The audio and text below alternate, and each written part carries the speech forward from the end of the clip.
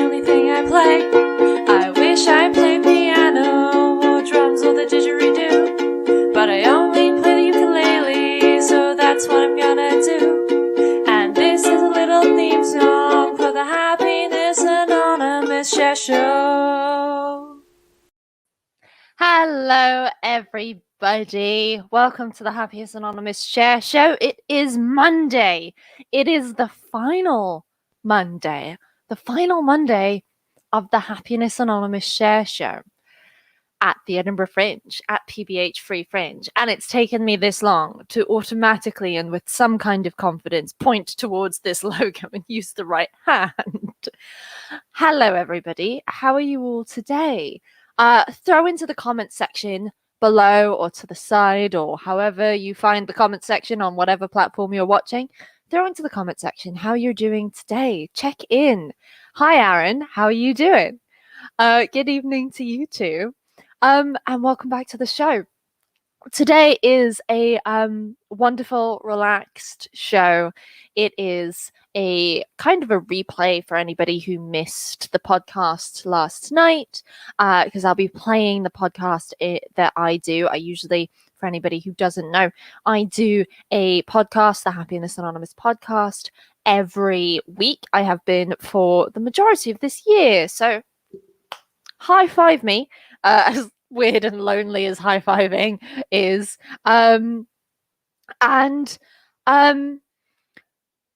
Yeah, I'm going to be playing that. And then I also wanted to, because last night's podcast was all about this idea of scheduling your happiness and scheduling your relaxation. And in the meantime, since recording that last night and releasing it today, I found a really, really on point quote from Michelle Obama, Obama's wife. And she says, I have to plan my happiness. That's the thing. We think happiness just happens, and it can, but you've got to work in some happiness too. And I thought that was really in point, and on point is this idea that you've kind of got to plan your happiness. And she frames it in this idea of we often sit and think, oh, I've got to write that book. Hi, Aaron. I've got to write that poem. I've got to do that show tonight. I've got to do this. I've got to do that. I've got to feed the kids. I've got a to-do list of things that don't necessarily make us happy. But what Michelle talked about was how she goes, when am I going to hang out with my friends? When am I going to exercise? When am I going to go to vacation? And those questions, the questions that are focused on tasks that bring you joy, are equally as important as the things on your to-do list that are actual living and doing and needing to do things, because they're as relevant as needing to do things. So I very much was like, oh, why didn't I find this quote 24 hours ago when I was recording this podcast? But then thought, hey, I'm in a unique position. I have the Monday show of the Share Show to be able to share that. So thank you, Michelle Obama, for me nicking something you've said as a share. So now I feel like I can say Michelle Obama contributed to the Share Show. But before I kind of go in, because the podcast is very much about the importance of exactly what Michelle Obama just said, which is scheduling and working against potentially your nature to not relax because you're such a scheduler or a planner, and instead work with your nature, which is very much my nature. Is to I don't relax. I want to keep planning things, so I plan relaxation. I plan relaxing times. And I thought just before that, just whilst you're here, I thought I'd do a kind of like podcast point 2, which is things that are things that are ways to schedule things and ways to, because one of the things that I think a lot of people do struggle with is potentially this idea of, okay, so you say go plan some time, but how do you actually schedule that? And how do you schedule a week so that you know that at least sometime this week you'll be able to relax and chill?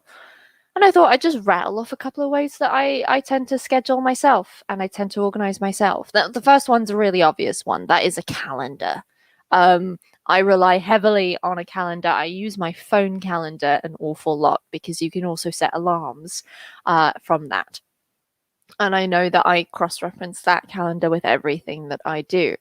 And alarms are also a nice way to, as you go around your day, if you tend to get involved in things, if you tend to lose track of time, or if you know you're going to do a task or have a meeting or do something that losing track of time could be a problem, utilize the fact that we have an alarm. You know, we all carry around a phone.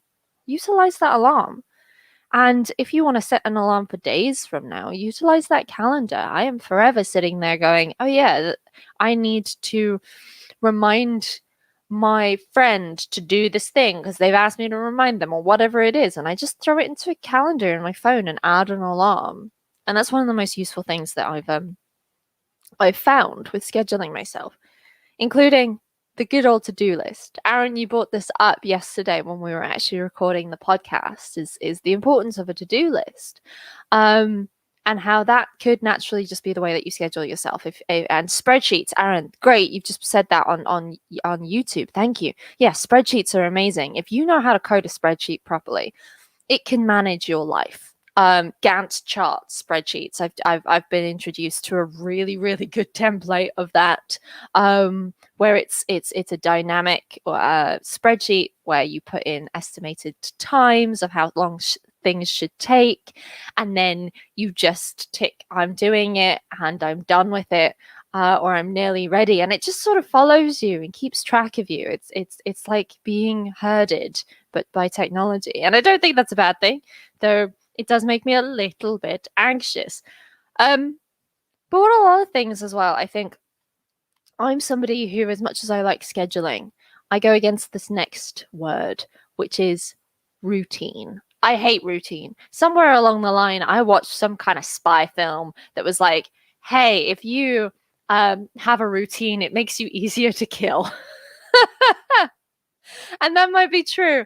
I vaguely remember a kind of scene where a guy fell through an elevator shaft because his routine was at exactly that minute. He always got into the elevator or something ridiculous like that. If anybody recognizes that scene or that idea, please throw it. But I know, I mean, Aaron, you're sitting in the comment section right now saying, routine. And I hate routine. I hate it. I want to rebel against it so much. But and the waving finger is coming out.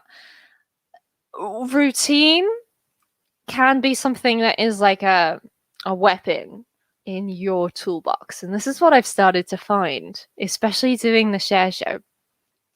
So every day that I have been this month at 8 o'clock, I have been doing a show.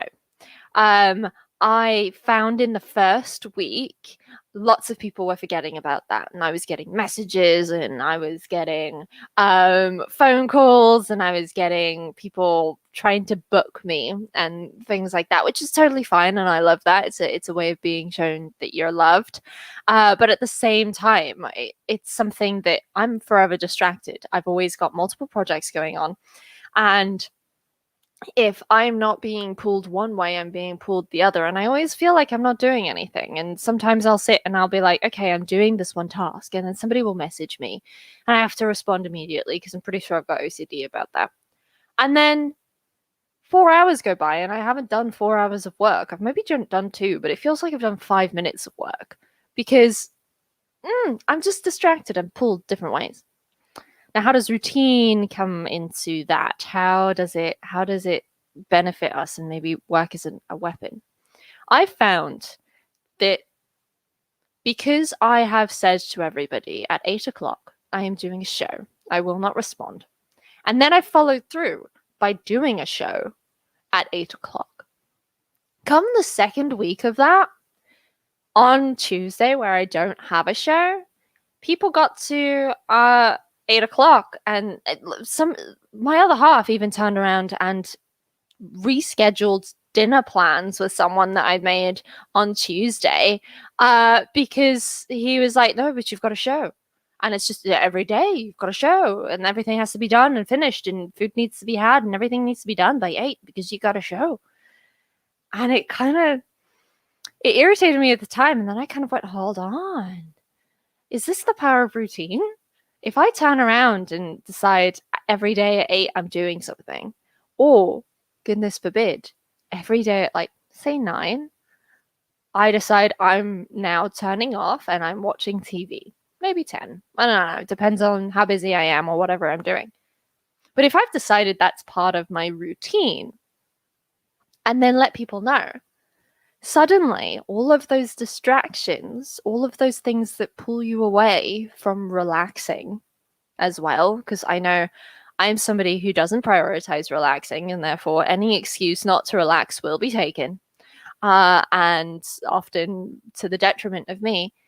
But if I turn around and just go, no, phone's down, come 10, I don't respond, come 10, and I enforce that, does that then mean that my routine is known and therefore I won't have those distractions? It's just a thought experiment for you. Just a thought that maybe a routine, as much of it as it's a bane of our lives, maybe a routine is something that can be weaponized, but not to kill you, but to save you and give you relaxed time. And I think I've also, this is now the 3rd week that I'm doing this and I am in complete routine. I'm a little bit baffled because I'm feeling the fringe element of this.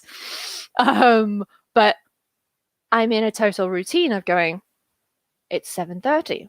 We must sit down. We must check microphone and fight with webcam and make sure it all happens. I'm looking down at my notes. That's why I'm not massively upset or anything like that. But one of the big things that when you look at how to be successful and things like that, and even Michelle Obama said it, is you've got to protect your time. And this is why I kind of think of routine now as a weapon to protect myself. Because I think psychologically we get into routines and that's not a bad thing. But also a routine can be used to protect yourself and protect your time to relax. Another top tip that I also thought of, because I did consider, okay, routine, and there have been a couple of times where I have gotten to the, a time where I'm like, okay, I've got an hour. I can just do what I want. I can just relax. But then I think, oh, should I relax? Or could I turn around and go do some sewing or some knitting or make a thing or climb a tree and suddenly I because I couldn't think of a relaxing thing to do first, I'm now not relaxing. I'm now going and doing something else that's relatively stressful, because why not? But then I thought, okay, we have to-do lists. We have lists of things that we have to do today. We have lists of things that we want to achieve. I want to, as Aaron put last night, he wants to write poetry books and publish this and do that. And I have all the same kinds of things. But what if we have a little book or a little note on our phone or a post-it note or however it is that you do lists, and you write down a list of all of the things that you find relaxing? Or all of the things that you could do to relax. Have a bath, sleep, read a book, watch more Lucifer, because that's currently my TV show. And what if you have that list, and then when you come to your scheduled time and you have that thought of, what should I do to relax? And you feel yourself getting away with yourself and like, oh, maybe I shouldn't relax.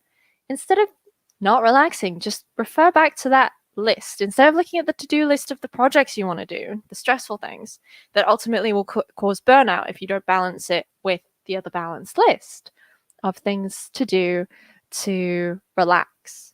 And Aaron, I would thoroughly recommend Lucifer. It is lots of fun. And I'm in the final season, and we will not, hopefully it won't do to me what Schitt's Creek did to me, because I had been putting that off for weeks, and recently watched the last 2 episodes, and well done, guys.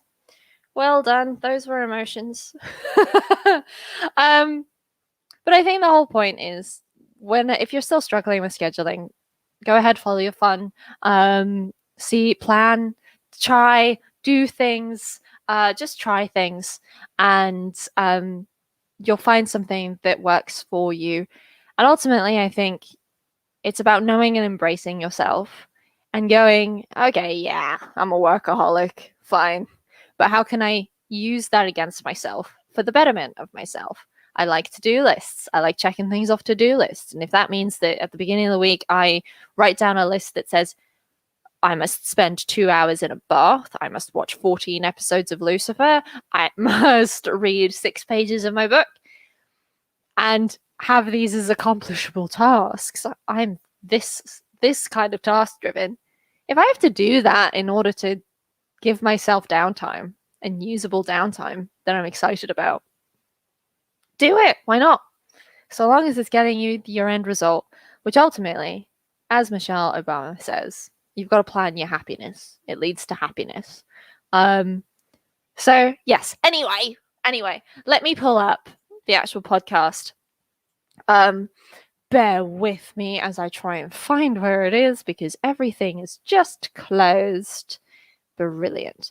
But yeah, I think, Aaron, you've recommended Dark on Netflix. I might just go and watch that tonight because I'm being very, very strict with myself in saying, these shows are something I look forward to, but they also take a lot of energy out of me. And let's just, at the end of every show, you stop. You don't do anything.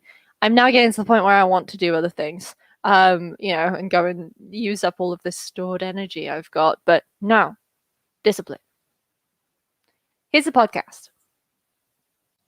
And welcome to the Happiness Anonymous podcast. How are you today? My name's Jem, and today I'm checking in really quite relaxed. And dare I say, chill. I know, I said it. I feel very chill. I feel very relaxed.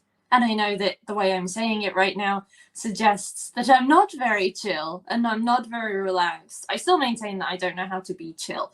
But I have this week been discovering and rediscovering the importance of relaxing and chilling out.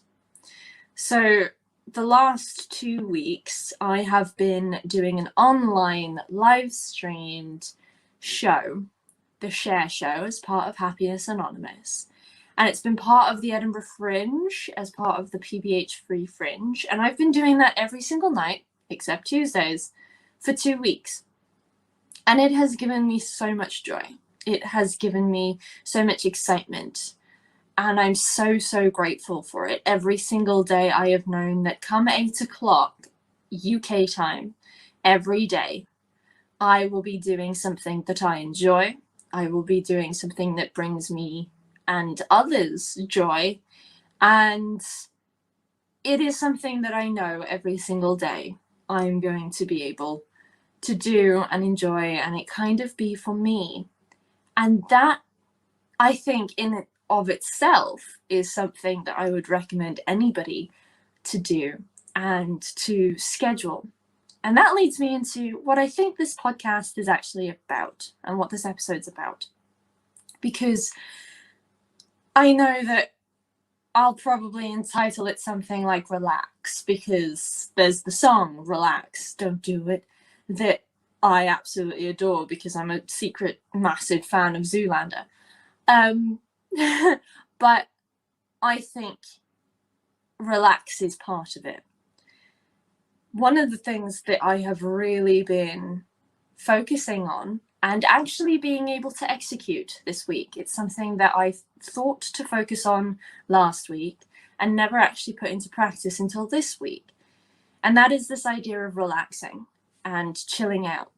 I know, as does everybody, if you're doing a month's long show or if you're doing anything that is extracurricular every single day and it's taking a lot of not just brain power to produce it and brain power to organize it, but also energy and it's taking up spoons in just being able to deliver it.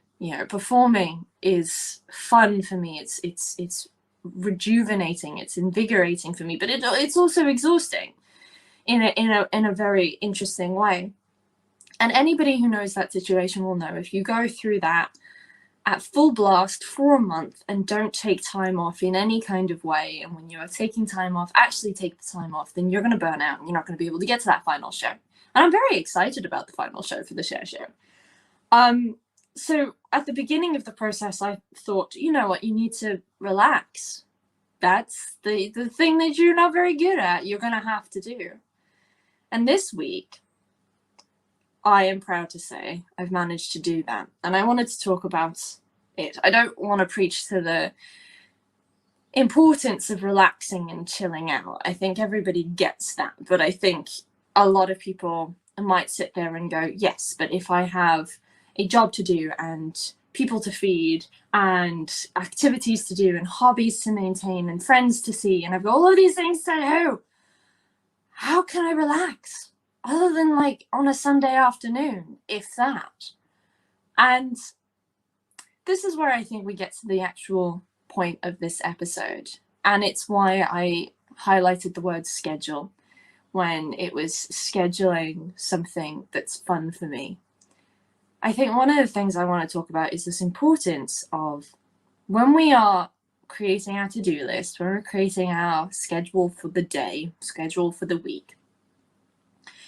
One of the things I'm very bad at doing is scheduling downtime and actually saying, you know what, one of the priorities that should always be at the top of the priority list is scheduling time to just sit and watch TV or sit and do nothing and have a bath or whatever it is that you find relaxing and you find something that gives you joy in a downtime kind of way.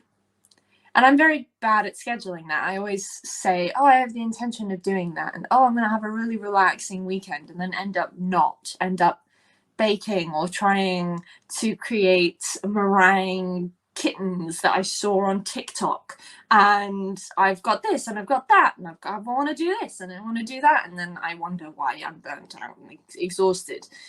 And I'm convinced that I've relaxed, but actually haven't. And I realise that a lot of that's to do with scheduling. A lot of that's to do with saying very purposefully, just as we go about our daily lives or our work lives or our school lives, and we say, well, we know that we've got this class or this meeting between this time and this time on this day. What we should also be doing is scheduling time, and I would say probably every day, to say, you know what, come 9 o'clock, I'm going to relax.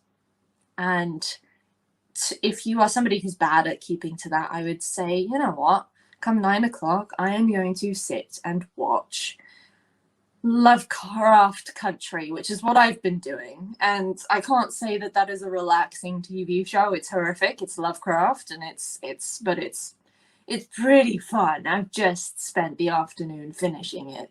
And if that's how I've always relaxed, is watching TV and being told stories, and I absolutely adore story, and that's how I've always relaxed.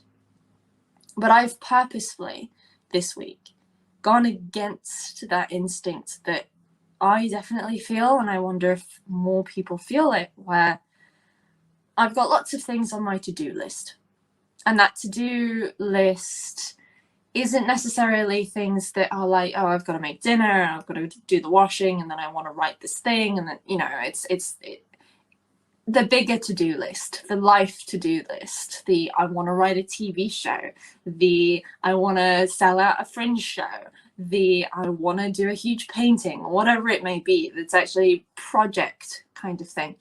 I tend to be somebody who I will try and do it all at once. And the problem with doing it all at once and trying to do it all at once, is that if ever I get a moment's gap where I should sit and watch TV, then I don't. Or I sit and I watch and I'm agitated because I feel like, oh no, I should be going and doing the other thing. I should be going and doing the other thing, even though that other thing doesn't have a deadline. And that other thing isn't important. And frankly, that other thing is not as important in the bigger picture as relaxing and taking care of myself. I'm just bad at that. And it's one of the things that I'm very aware I'm bad at it. And I set out this month to be better at it. And I have managed to crack it, I think, with scheduling, in saying, you know what, one of the things I wanted to do was do a month of shows for the Edinburgh Fringe. I wanted to do a month of the Happiness Anonymous Share Show. And coincidentally, because of the nature of that, it means that every single day I have a scheduled time, usually between, the show starts at 8, but I start at 7:30, 7:15, because microphones and cameras don't like working, and various different things like that can get in the way, and it's just good to get myself in the zone. But I know that from 7:30 through till 9:15, I have that thing that I want to do. I've scheduled time for that big to-do thing. And also, coincidentally, that thing is something that I really, really enjoy. And then after each show, I have been very disciplined in saying, you know what? You have this itch. You have this itch. You want to go and create art. You want to write a script. You want to write a story, especially watching Lovecraft Country. I just want to go and write stuff. I want to go and do all of these things. But I've been disciplined in saying, no, next month, once you have done your Happiness Anonymous Share Show, then you can pick one of those things. Tim mentioned in a podcast he did with David Tennant this idea of micro ambitions, I think is what he called it. And he said he's got all of these things that he wants to do, but he focuses on one at a time, and he gets one thing done, and then he moves on to the next. And that is how he is so prolific. That is why he is so accomplished in so many different places, is that he goes hard. As he says, he puts his full heart, head, and balls into it. And what I really take away from that, because I've tried that, and it goes somewhat against my instinct, because I get a little bit bored sometimes, and I need variety is the spice of life. But I do think that this idea that you pick and schedule a time for that thing that you want to do every day. So you're taking a little step toward it every day. But then also say, another important thing to me is my mental health. Another important thing to me is being able to spend time with my family. Another important thing to me is to chill. And take the same approach, schedule it in from 9:15, if that's what your schedule is, as it is mine.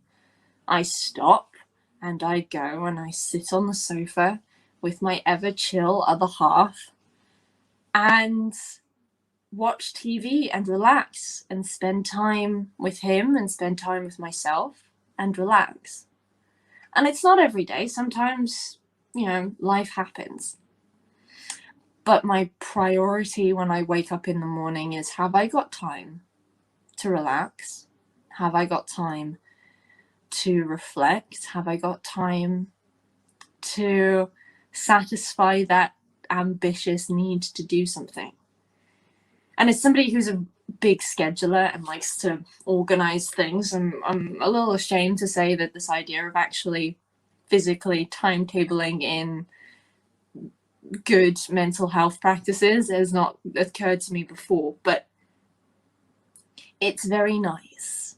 And I wanted to take this episode to share that and to hopefully prompt you or anybody who's listening to sit down and say, you know what, I'm going to schedule time to chill, but I'm also going to schedule time to do something that is going to enthrall me.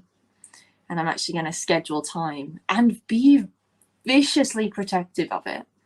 If somebody wants to say, oh, well, can you come and clean the house or whatever it is, and ask you to do something, really weigh up whether that is more important than taking care of yourself. And where else are you going to get that time back? Because I know I am somebody who throws away that time on myself and with myself. I throw that time away very easily. And that's something that I'm going to break doing. I have a lot of friends and family who are vicious about protecting their me time, protecting their downtime. And I've always been envious. And now I'm going to stop being envious and just copy, beg, borrow, steal. It's the fundamentals of anything good and creative. So that's what I'm going to do. And I thought, hey, I'll share that on this podcast. If you have any way that you make sure that you chill and that you make sure that you've got time to relax, please throw it in a comment, put it in strap it to a pigeon, put it in an email, whatever you need to do to share, but please do share, because it's very, very important for us to give each other tools, but also gain tools from different people's perspectives. But I hope that you are having a wonderful, wonderful week. I certainly am. And I'm a little bit nervous for the end of the Happiness Anonymous share show. But I think that might be the content of the next episode, because that will be the end of my fringe run with the share show. But until then, that is Future Gem Problems. And I hope you are well, and I hope you have a great week. Hello, everybody. Just a disclaimer that I'm not a professional. I'm not a professional now. I wasn't a professional when I recorded that podcast. But in the description of the podcast, there is a link to, and several links actually, to some heroes that can help you out if you need a little bit more wisdom and a little bit more professional advice.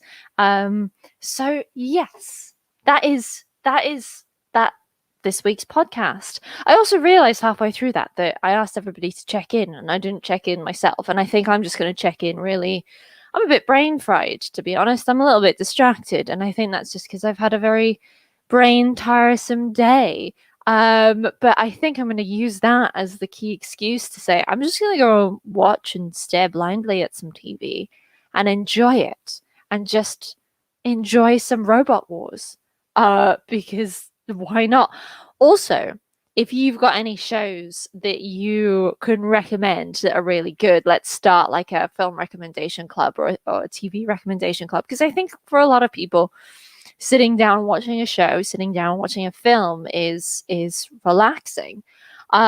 So throw into the comment section, whack it down below or to the side or wherever your comment section is that you're watching this. Throw in your recommendations for shows. Let's share the love. Currently finished the Lovecraft Country. Moving on to something. I was told something just before I went on live. My other half shouted, "We're gonna watch this tonight." And I was like, okay. But Lucifer is the one that I'm watching by myself. And yes, Aaron, definitely I'm gonna look into Dark, and I'm gonna let you know that's what we were watching today. Witcher, can definitely recommend Witcher on Netflix, and they have just released an animated series or a pre-series or something. I read about it this afternoon that they'd signed that deal. I didn't think they'd signed that deal and released it on the same day. Either that or I'm losing significant time. But do whack into the comment section. Let me know what show you are absolutely loving and recommending, and also where we can watch it, in what country you're in as well, because you don't get the same Netflix around the world, which is totally inconvenient when you're sharing these kind of recommendations with people around the world. Take note, Netflix, hi. But thank you everybody so much for watching and listening. And usually every week so far I have chosen a different charity each week to support, because here at the PBH Free Fringe, during the Edinburgh Fringe in Edinburgh, what we tend to do is have a bucket at the end of the show, and we hold the bucket out and we ask for anybody's donations if they enjoyed the show. But because I don't have any overheads, I don't have to pay for being in Edinburgh, I don't have to pay off the bills at the pie maker, I am instead giving all that money to charity. The first week I did this, it was Mind. Last week it was Emergency. I've still included the Emergency link to help children in Afghanistan. But this week, instead of picking a charity for you, I'm very much saying part of happiness is also having our own autonomy. It's having our own freedom. And I would like to, if you have enjoyed this show at any point in the run, please go and donate what you think the ticket price should be, or an equivalent of how much you can give. Go donate it to whichever charity or cause you support. It's all about you. You get to choose it this week. And definitely go and support it, whether it's cats or in the race, and support it. And I was very much inspired by I had a delivery guy come to my house to deliver some groceries. I don't tip via apps because I don't trust organizations, but I tipped him in person and he thanked me and immediately turned around and said I'll give it to the cats, and told me how he has raised over $4,000 in the last year for a charity that helps cats and kittens survive. And I nearly sobbed on my doorstep because, wow, what an angel. So go make a charitable donation to whomever you support and whatever is close to you. Go schedule your happiness, or don't listen to me whatsoever and just enjoy the show. I'm not here tomorrow. Tomorrow is Tuesday, so I am having a day off. I'm relaxing, hopefully, or getting distracted and doing something else. But I've scheduled myself to relax. And I will be back on Wednesday with an amazing special guest that I am so excited for. And I can't wait. I can't wait. And I can't wait for you to see it. All right. So, for the final time, have a good Monday evening, and I will see you on Wednesday. Bye.